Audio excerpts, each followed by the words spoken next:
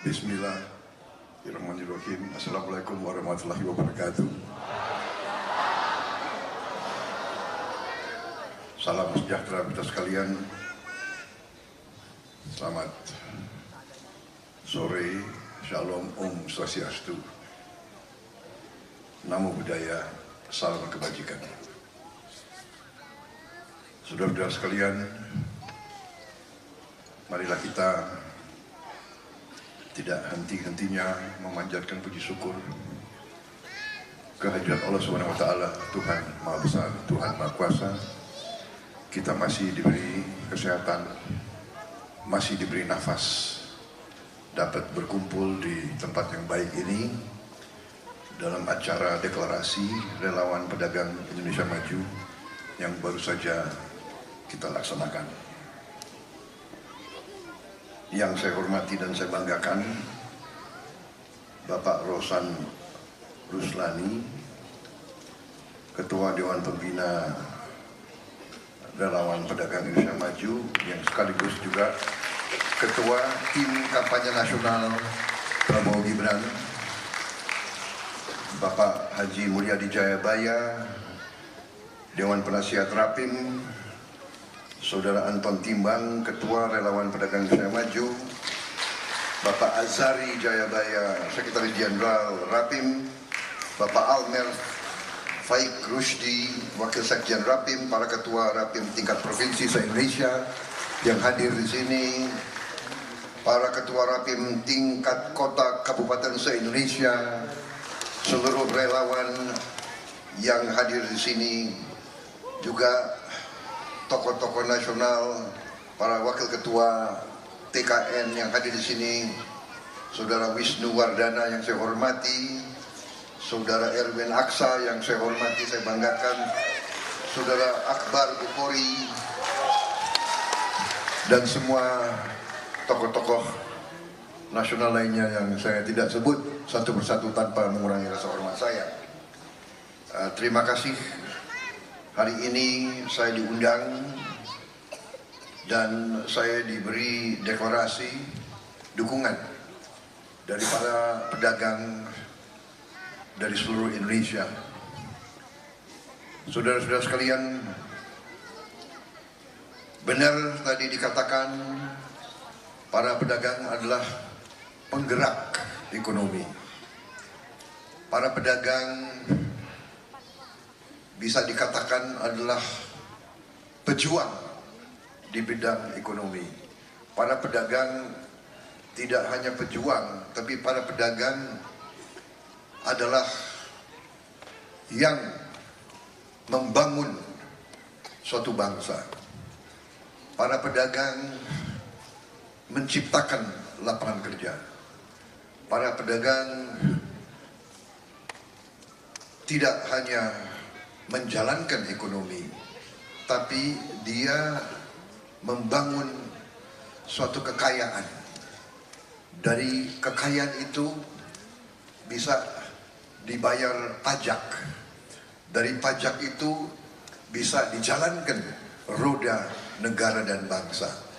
Jadi saudara-saudara, bisa dikatakan para pedagang adalah salah satu kunci dari keberhasilan kita sebagai bangsa dan negara. Kemerdekaan kita direbut oleh para pejuang fisik, tapi kemerdekaan kita berhasil dan diisi oleh para pejuang ekonomi. Ini adalah hukum sejarah peradaban manusia. Saudara-saudara, saya mantan tentara, mantan prajurit. Dan sesudah saya berhenti dari tentara prajurit, saya menjadi pedagang. Dan saya mengerti, saya paham betapa berat menjadi pedagang. Jadi jangan dilihat wajah yang senyum terus. Sebetulnya pedagang itu banyak stresnya. Betul.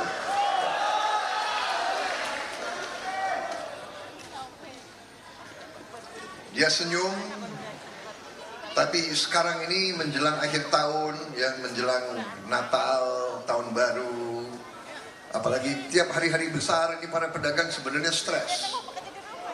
Menjelang Lebaran dan sebagainya, ya mikir bagaimana harus ngumpulin THR bonus untuk karyawannya.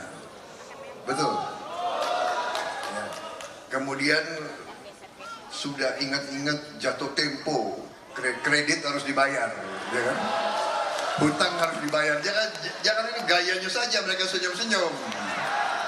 Sebetulnya mereka itu tegang. Kalau malam mau tidur dia mikir, ini gimana besok aku bisa bayar utang nggak? Kira-kira begitu kan?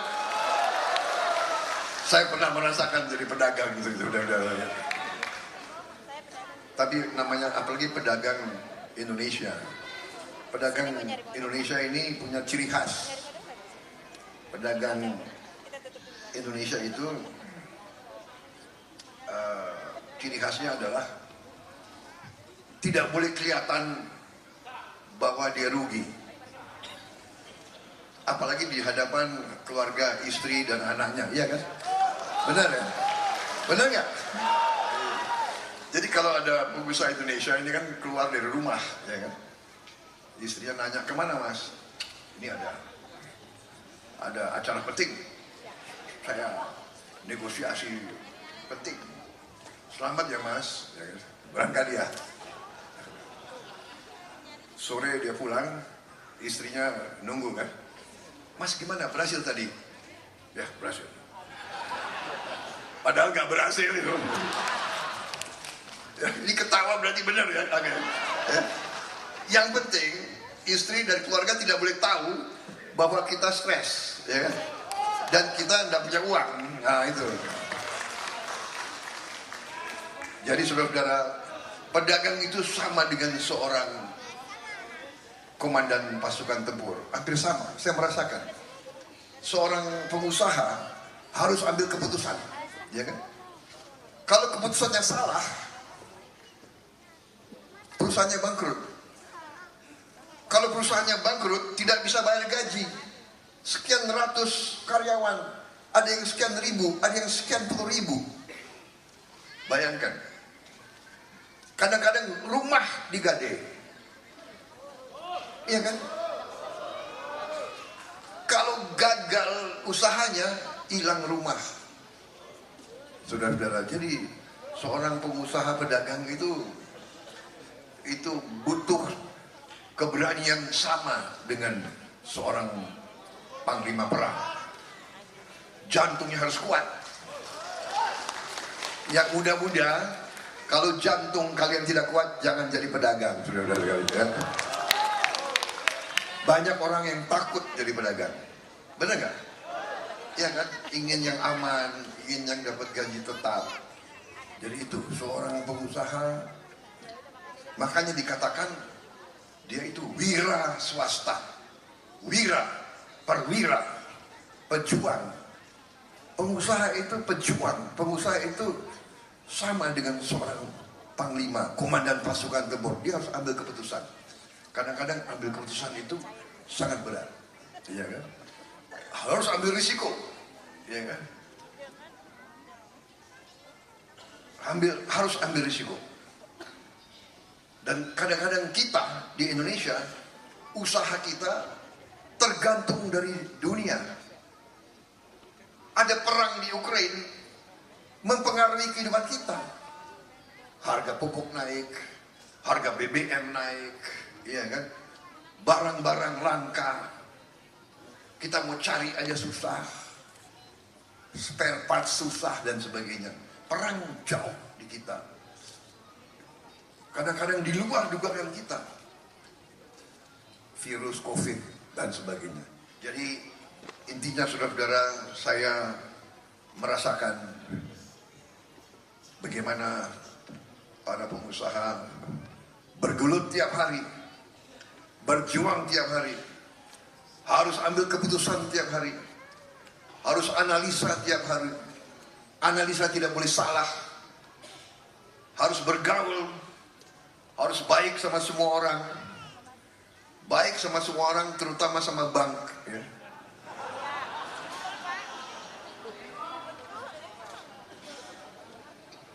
Bank itu kadang-kadang, waduh, luar biasa itu. Ya. Saudara-saudara sekalian, terima kasih atas dukungan kalian. Bangsa kita berada di suatu titik sekarang yang patut kita syukuri. Kadang-kadang terutama elit kita ini, ya elit kita, terutama orang-orang pintar kita ini, kadang-kadang sulit mengakui prestasi. Kita harus bersyukur apa yang sudah kita capai sampai saat sekarang. Dan marilah kita jujur mengakui bahwa apa yang kita nikmati sekarang adalah hasil dari semua pemimpin sebelum kita. Semua pemimpin sebelum kita. Semua presiden, semua wakil presiden, semua tokoh-tokoh berpuluhan tahun sebelum kita. Ini fakta, fenomena sejarah. Tidak ada satu orang yang punya tongkat Nabi Musa bisa merubah keadaan, tidak. Ini selalu usaha bersama. Seorang pemimpin tidak bisa dia berbuat sendiri. Tidak bisa. Seorang jenderal tidak memenangkan pertempuran sendiri, tidak mungkin. Jenderal itu didukung oleh ribuan prajurit, ribuan tamtama, ribuan sersan, ratusan perwira, letnan, kapten, mayor, baru si jenderal itu. Jadi saudara-saudara, terima kasih dukunganmu kepada saya dan Mas Gibran. Tapi saya tidak pernah sedetik pun berasumsi bahwa saya yang sendiri akan mampu atau hanya dengan beberapa orang mampu untuk berbuat kebaikan. Tidak. Saya sadar sesadarnya saya butuh bantuan banyak-banyak orang, banyak patriot, banyak putra-putri terbaik bangsa Indonesia yang harus kita cari dari sekarang. Saya sadar sesadarnya. Dan karena itu, setelah saya masuk kabinet, setelah saya diajak Pak Jokowi, saya melihat dari dekat bagaimana roda pembangunan negara berjalan. Saudara-saudara sekalian, memang kita masih banyak menghadapi rintangan, kesulitan, hambatan. Memang itu benar. Tapi kita bersyukur juga ada pengelolaan, ada leadership, ada pengambilan keputusan yang tepat. Sehingga alhamdulillah sampai sekarang di mana banyak negara mengalami kerusakan, kegaduhan, perang saudara, dan sebagainya, kita bersyukur bangsa kita sampai sekarang masih tenang, masih sejuk, masih damai, masih bersatu, masih kompak. Walaupun di sana sini tentunya kita mengakui ada ketidakpuasan, ada yang kurang sabar dan sebagainya. Saudara-saudara sekalian, kita kebetulan berada di pihak yang mengerti. Saudara-saudara sebagai pengusaha sadar tidak mungkin kita bisa berusaha, tidak mungkin ekonomi berjalan dengan baik kalau terjadi ketegangan yang tidak perlu, kalau terjadi kerusuhan, kalau terjadi tidak ada kerukunan. kunci ini kita sadar sesadar-sadarnya. Kita mengerti, ibu-ibu mengerti, emak-emak mengerti, semua yang jualan di pasar mengerti. Tidak mungkin kita bisa ke pasar jualan kalau ada ketegangan, kalau ada cekcok. Saudara-saudara, bangsa yang dewasa tidak perlu cekcok-cekcokan, tidak perlu kita terlalu tegang-tegangan. Kalau ada perbedaan pendapat, bicara yang baik, datang di ruangan, ya kan? Tidak ada masalah.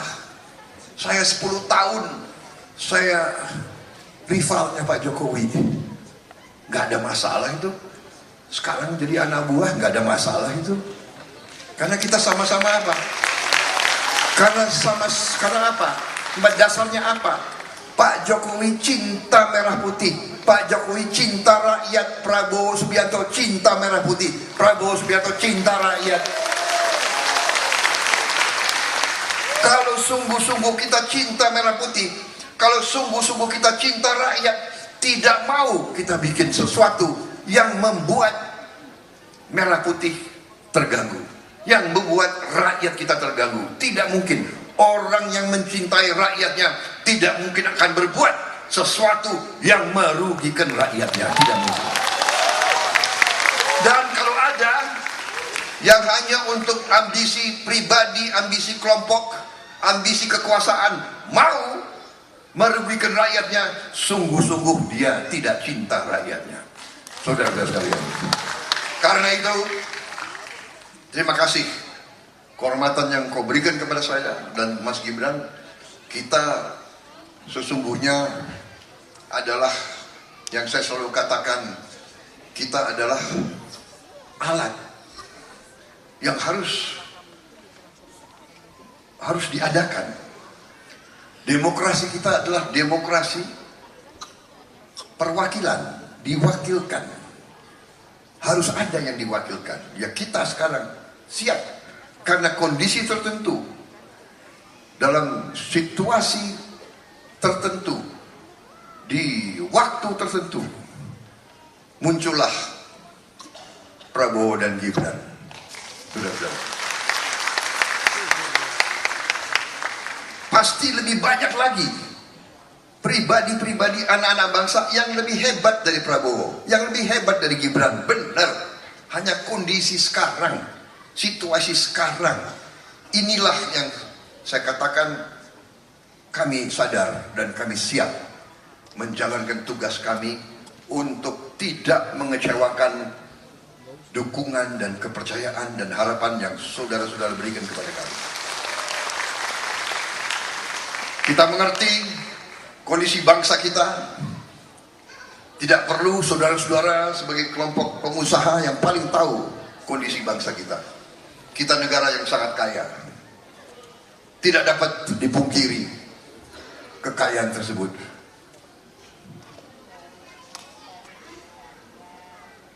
Kekayaan bangsa kita tidak dapat diragukan.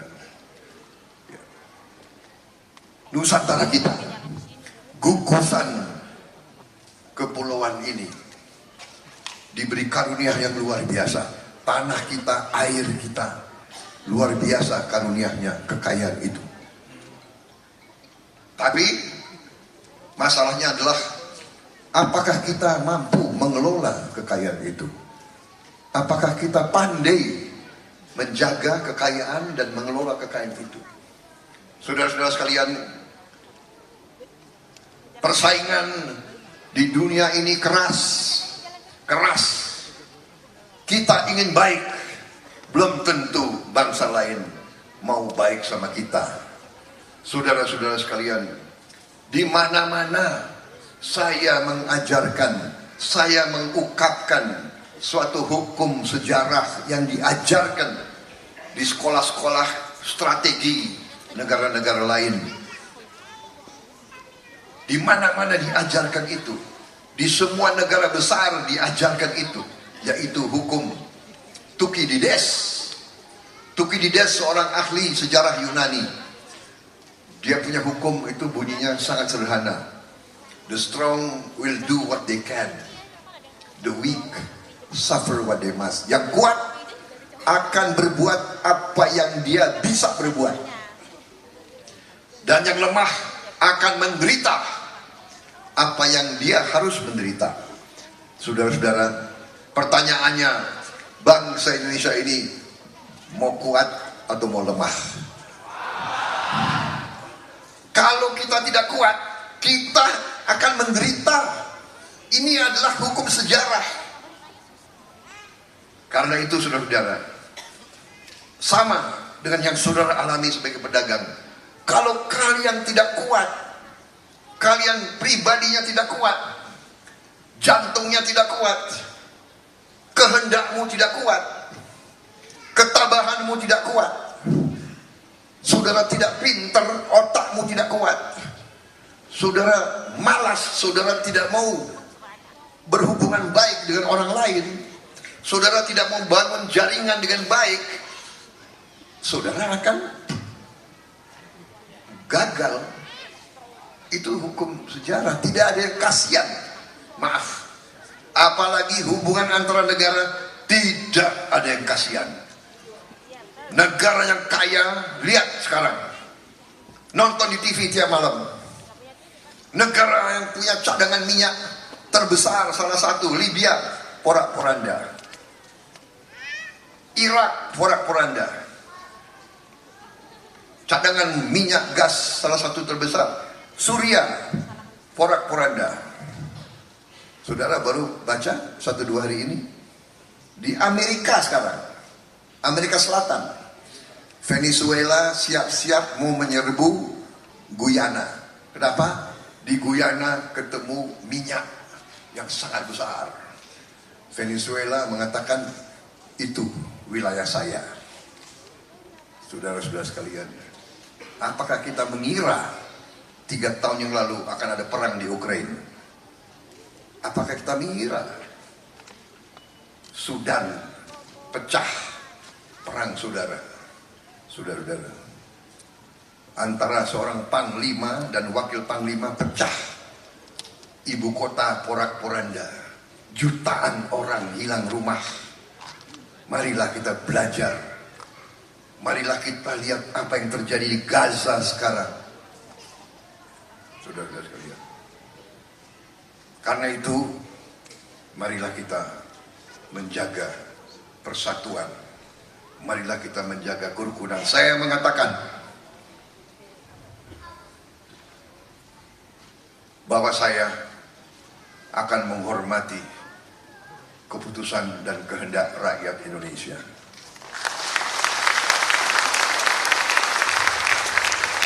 Siapapun yang dipilih oleh rakyat Indonesia, saya akan hormati. Dan saya sudah buktikan 2 kali saya kalah dengan Pak Jokowi, saya datang ke pelantikan Pak Jokowi. Saya tidak pernah tidak datang. Saya hormat sama beliau yang terima mandat, dan kedua kali malah saya diajak bersatu untuk membangun negeri ini. Saudara-saudara, siapapun yang menang nanti mendapat mandat, saya akan hormat. Kalau bukan saya yang menang, saudara-saudara kalian.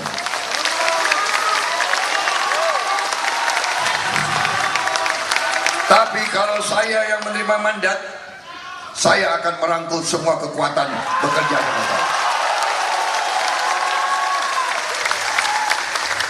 Kita tidak boleh sakit hati. Kalau kita cinta negara, kalau kita cinta rakyat Indonesia, seorang yang ingin berbakti kepada negara, kepada rakyatnya, tidak ada tempat untuk perasaan pribadi, tidak ada tempat. Kalau dia sungguh-sungguh ingin berbakti kepada negara, sesungguhnya pribadinya, jiwanya sudah bukan milik dia lagi, milik seluruh rakyat Indonesia. Karena itu, saya katakan di hadapan saudara sekalian, mungkin ada banyak TV, di hadapan rakyat Indonesia, kalau insya Allah kita mendapat mandat, kita akan mengajak semua kekuatan merah putih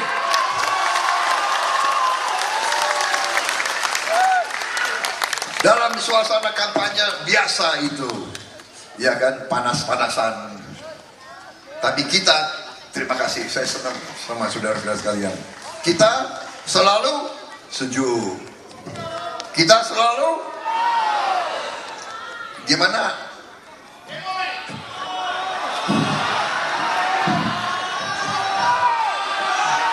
Gemoy-gemoy. Kita selalu santai. Kita selalu senyum. Kita selalu baik sama semua orang. Kan begitu, saudara-saudara ya? Saya kadang-kadang ya kalau saya lihat ya, apa itu? Hoax. Serangan-serangan di sosmed, kadang-kadang geleng-geleng kepala juga saya, ya kan? Prabowo menempeleng dan mencekek wakil menteri. Pertanyaan, heran gue teman-teman. Prabowo begini, Prabowo begitu, nggak habis-habis. Tapi tenang aja, nggak ada masalah. Ya kan? Saya juga kadang-kadang bagaimana? Pak Jokowi diserang lah, inilah. Bukan Pak Jokowi aja, ibu juga diserang. Ini apa ini? Ya kan? Tapi aku lihat beliau senyum aja tuh, Pak Jokowi itu. Ya kan? Beliau senyum aja. Karena itu,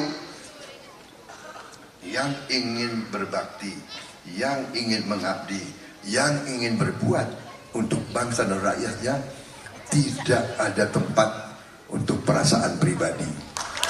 Jadi ya sudah, itu risiko kita, risiko, dan beliau sangat tenang, beliau fokus. Saudara-saudara, saya kira intinya itu yang ingin saya sampaikan. Sebenarnya saya ingin bicara lagi tentang visi dan misi ya.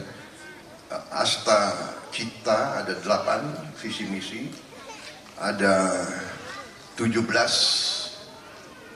program prioritas, dan ada 8 program hasil cepat, hasil terbaik cepat. Dan dari situ juga, kalau tidak salah penjabarannya adalah ada 629 rinciannya. Apa perlu kita dalami itu? Mungkin butuh waktu 3,5 jam kira-kira.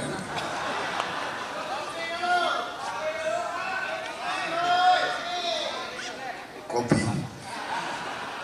Waduh, ini Rapim gimana panitia ini? Kopi di mana kopi itu? Saudara-saudara sekalian, yang penting nanti bukunya saya teruskan kepada Rapim, ya. Saudara nanti pelajari. Tapi saudara-saudara, ini udah hasil dari saudara juga, karena saya ambil yang terbaik, usul-usul saudara-saudara sekalian. Koalisi Indonesia Maju 9 partai hebat-hebat, ya kan, tim pakar saya juga hebat-hebat. Jadi ciri khas tim pakar saya itu secara kebetulan, ya kan, banyak pakarnya itu botak-botak kepalanya.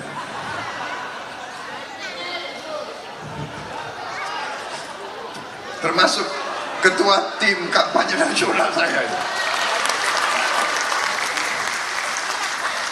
Tapi ciri khas orang botak itu, orang botak itu kalau botaknya di depan, dia pemikir. Kalau botaknya di belakang, dia itu seksi. Kalau depan belakang, dia berpikir bahwa dia seksi. Tapi enggak, tapi benar. Mereka pinter-pinter. Memang orang botak itu pinter. Benar-benar itu, saya percaya itu. Karena itu ini sudah hasil yang kita dapat, makanya kita confident. Saya diperintah oleh Pak Rosan. Sekarang yang atur saya TKN. Ya. Nanti kalau udah menang lain lagi, San. Kalau sekarang dia ngatur, Mas Bowo bisa hadir nggak ke acara ini? Kalau ketua TKN sudah bilang bisa, enggak, masa kita bilang nggak bisa? Ya udah hadir ke sana, ke sini, berangkat sini, besok berangkat sana, siap. Karena beliau tentunya sudah mengatur dan berpikir. Ya. Jadi saya terima kasih. Jadi saya itu sekarang diatur. Tapi memang benar. Kadang-kadang ya, pemimpin itu harus mau diatur. Sudah benar kalian. Itu filosofi yang saya dapat. Ya, kalau kau mau jadi pemimpin, kau harus bisa dipimpin, kan begitu.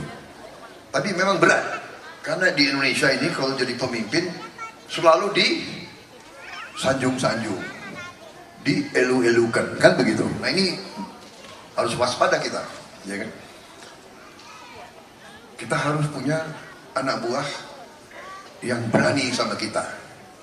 Berani karena dia setia dan dia cinta.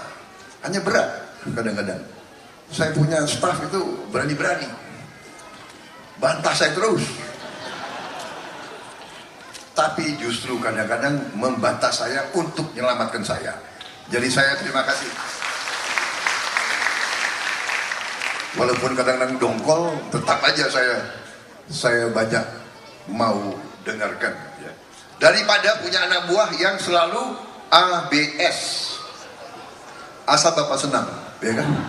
Bagaimana? Bagus, bagus Pak. Gimana keadaan? Siapa? Aman Pak. Aman aja terus, ya kan? Ayo, bener kan? Coba di perusahaan-perusahaan kalian, kan ada yang itu. Bener nggak? Pengalaman saya di tentara, ya kan? Kadang-kadang pangkat yang rendah itu lebih berani, lebih jujur dari yang tinggi-tinggi. Karena yang tinggi-tinggi kan berharap lebih tinggi lagi, ya kan? Bener nggak? Jadi dia takut untuk bicara apa adanya. Kalau si kopral nggak ada urusan, bener nggak? Dia sering mengatakan dia berani bantah. Saya sering dibantah. Saya jenderal sering dibantah oleh kopral, oleh sersaan. Tapi saya terima. Oh iya, maksudnya baik. Dia mau menyelamatkan saya. Jadi saudara-saudara sekalian, intinya kita optimis. Masa depan kita hebat. Saudara-saudara sekalian, masa depan kita hebat. Yang Maha Kuasa memberi kepada kita kekayaan luar biasa. Dan kita bersyukur pemimpin-pemimpin kita sampai sekarang telah menjaga bangsa Indonesia tidak terlibat dalam pertikaian apapun dengan negara-negara lain. Saudara-saudara, politik luar negeri kita adalah ingin bersahabat dengan semua negara, ingin punya hubungan baik dengan semua negara, menghormati semua negara. Kita tidak mau bagian dari blok apapun. Kita adalah non-blok, kita adalah bebas aktif. Pandangan kita, pendapat kita adalah 1000 kawan terlalu sedikit, 1 lawan terlalu banyak. Untuk itu ini yang menjaga kita. Kita tidak mau terlalu ke kiri, kita tidak mau terlalu ke kanan, kita selalu di jalan tengah. Kita selalu akan cari yang baik, kita selalu ingin menghormati yang baik. Kita kalau ada kesulitan, kita cari solusi dengan negosiasi, dengan musyawarah, dengan cari selalu jalan tengah. Jangan mau menang sendiri, jangan sikap selalu merasa diri kita paling benar. Kita mungkin benar pada saatnya, mungkin belum tepat pada saatnya. Jadi kita harus pandai, kita harus arif untuk melihat, mungkin saya benar untuk saya, tapi mungkin kebenaran saya menyakiti pihak yang lain. Karena itulah kita selalu harus cari jalan tengah. Dan ini saya kira kebaikan dan kelebihan bangsa Indonesia adalah kita terbiasa dengan musyawarah. Dan itulah sikap kita, itulah sikap pasangan nomor 2. Kita akan selalu cari solusi yang terbaik, yang menguntungkan semua pihak, yang menguntungkan semua rakyat Indonesia. Kita bangsa yang besar, kita bangsa yang kaya, kita harus jadi bangsa yang bijak, bangsa yang pinter, bangsa yang cerdas, bangsa yang kerja keras. Kita harus mengakui kadang-kadang diberi karunia yang oleh Tuhan, kekayaan yang berlimpah-limpah, kita menjadi bangsa yang santai. Tapi saya melihat dari dekat, dari mana saya keliling-keliling, rakyat kita ingin kerja keras. Rakyat kita menaruh harapan kepada kita sekalian, kepada para pemimpin-pemimpinnya, saudara-saudara. Dan kita harus bertekad, perjuangan kita, tadi asta cita kita, program-program prioritas kita yang kita tuangkan dalam strategi transformasi bangsa. Kita ingin transformasi bangsa Indonesia. Kita ingin menjadi bangsa yang maju, bangsa yang kuat, bangsa yang makmur, bangsa yang tidak mengizinkan rakyatnya tetap miskin, saudara-saudara sekalian. Kita harus punya keberanian, kita harus berani, bertekad, jangan ragu-ragu mengatakan kemiskinan harus kita hilangkan dari bumi Nusantara ini. Hilangkan dari bumi ini. Kita harus berani. Apakah ini bisa kita capai dalam 5 tahun? Mungkin bisa, tapi kita harus bertekad. Bertekad untuk itu. Nanti keberhasilan akan datang kalau kita punya tekad yang benar, tekad yang ikhlas, tekad yang tulus, saudara-saudara sekalian. Karena kekayaan yang ada sekarang tinggal kita pandai atau tidak mengatur dan menggelontorkan kekayaan itu bisa dinikmati oleh seluruh rakyat Indonesia, saudara-saudara sekalian. Saya punya keyakinan kita bisa.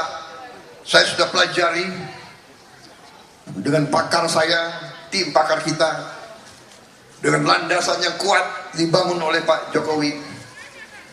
Semua program beliau yang berpihak kepada bangsa dan rakyat kecil, hilirisasi, target-target yang beliau sudah capai, program-program yang beliau sudah lakukan harus kita lanjutkan, harus kita perbaiki, harus kita tingkatkan, saudara-saudara. Kita harus meneruskan apa yang sudah baik, arah yang sudah benar. Jangan kita mencelong ke sini, mencelong ke sana. Jangan poco-poco hanya untuk dansa, poco-poco tidak boleh untuk bernegara. Maju 2 langkah, mundur 3 langkah, bukan pembangunan suatu bangsa dan negara. Saudara-saudara sekalian, kita optimis, kita akan mencapai Indonesia maju, kita akan mencapai Indonesia makmur. Sampaikan ini kepada seluruh rakyat Indonesia melalui jaringan saudara-saudara sekalian. Kita harus turun ke tingkat yang paling bawah, ke akar yang paling bawah. Saudara-saudara sekalian, saya percaya saudara-saudara punya jaringannya. Kita yakinkan mereka di bawah. Kadang-kadang ya, yang hiruk pikuk hanya sedikit di atas, ya kan, kita juga nggak jelas mereka kesetiaannya kemana. Kita perlu kita pertanyakan. Ya mungkin ada yang lebih setia kepada kekuatan asing daripada kebangsanya sendiri. Terserah. Kita punya keyakinan, optimisme yang sangat besar bahwa kita bisa membawa kemakmuran kepada rakyat Indonesia.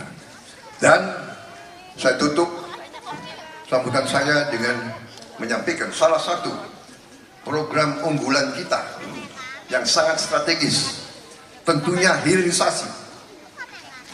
Hilirisasi. Kita tidak mau mengizinkan bahan baku kita dijual murah ke bangsa asing. Cukup. Sudah cukup. Sekian ratus tahun ambil kekayaan kita murah, cukup. Sekarang bangsa Indonesia mengatakan semua bahan baku kita harus diolah di bumi Indonesia, saudara-saudara. Pabrik-pabriknya harus di Indonesia, saudara-saudara. Pakar ahli boleh datang ke sini, investor monggo silakan, tapi pabriknya harus di Indonesia, smelter harus di Indonesia, refinery kilang minyak harus di Indonesia, pengolahan harus di Indonesia, saudara-saudara sekalian. Ini mutlak. Nilai kita akan naik, nilai tambah kita naik. Saya tidak akan mengulangi terlalu rinci. Tapi yang kedua, kita harus berani sekarang turun langsung intervensi. Dan untuk itu, manakala Prabowo Gibran menerima mandat dari rakyat, tentunya bersama tim kita, saudara-saudara sekalian, kita akan melaksanakan pemberian makan siang dan susu untuk semua anak Indonesia, termasuk yang masih di kandungan ibunya, karena dia 9 bulan di kandungan ibunya dan ibunya harus kita dukung.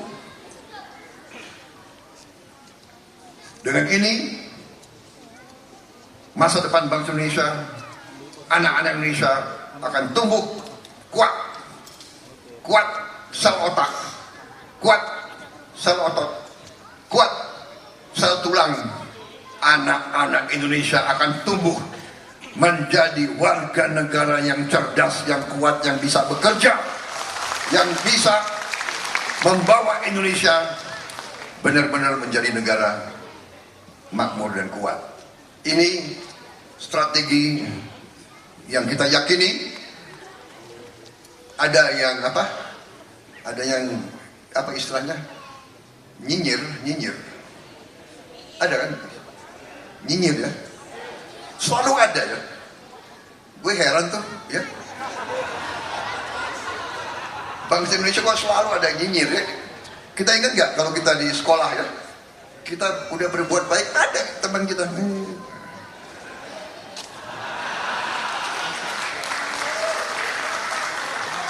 nyinyir begitu kan. Iya, nyinyir kayak gitu kan. Apa bisa? Selalu apa bisa? Belum dicoba udah apa bisa?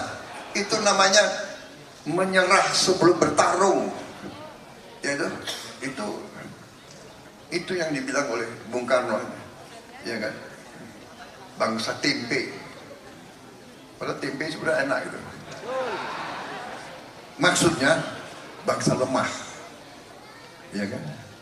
Kita punya cita-cita yang gemilang. Apa bisa?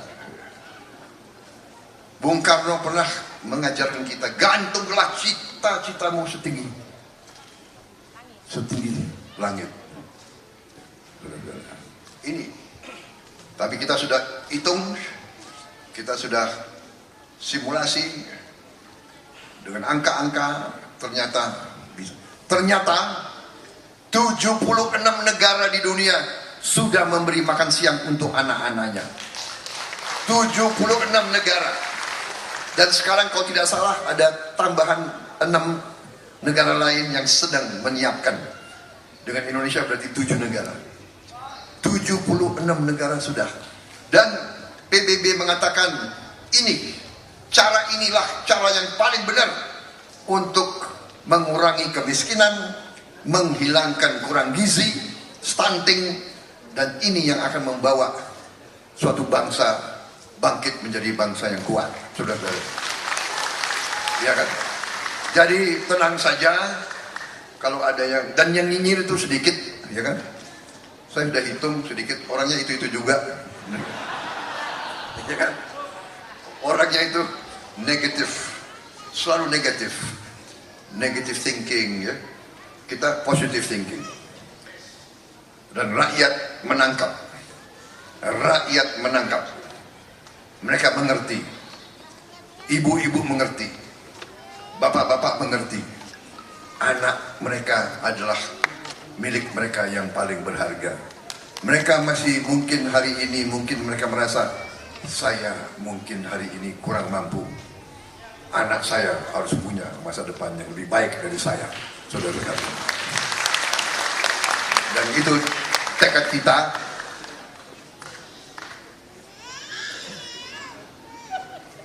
Mohon izin Bapak, waktu sholat maghrib hampir lewat. Siap.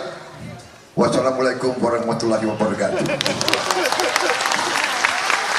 Terima kasih atas perhatian saudara-saudara. Mungkin ada Ustadz Kiai yang kita minta dispensasi apa bisa. Mungkin bisa nanti disusul di jamaah.